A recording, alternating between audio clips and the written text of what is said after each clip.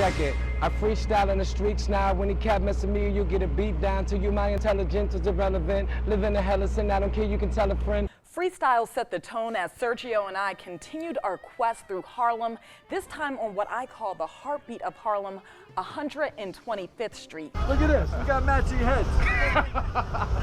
There's still a huge hip-hop presence there, which it's known for, but we caught up with Richard Morant, who was selling his music on the side of the street, and we asked him about the big word people are using up there, gentrification. Gentrification, rent's going up for every Harlem resident. My mother complains for the last 7 years, rent's going up.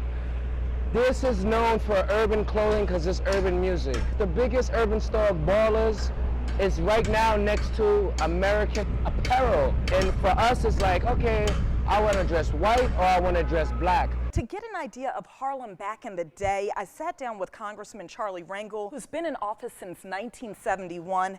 And in the 80s, Harlem, with the surge of crack, there was also a lot of crime going on in the area. The Harlem that I had when I first went to Congress was so many deteriorated buildings, rats, roaches, crime was high.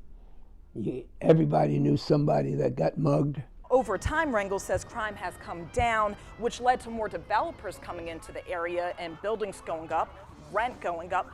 What didn't go up for us and the country is jobs. What didn't go up was salaries. You do want to keep the economy going and you want people to move into the area, but you also want people who have known Harlem for what it is to be able to stay. And he says the area needs a lot of subsidies. The people that are building, they want money. So we have to struggle because affordable housing, education, jobs, health care, and to make certain our kids are able to dream. Whatever ingredients it takes to have a kid, a boy or girl said, I'm somebody, I'm gonna make it. Gentrification is a financial issue.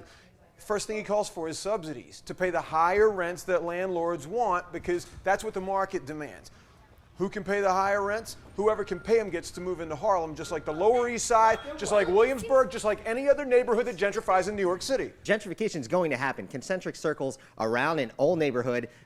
People are going to get pushed out and new people are going to come in. You're not going to be able to keep the lure of something if it hasn't worked for 50, 100 years already. You know, wherever there's change, there's always an old guy out there saying, man, I miss the old days. Well, it's emotion versus money. You want to stop gentrification, take ownership.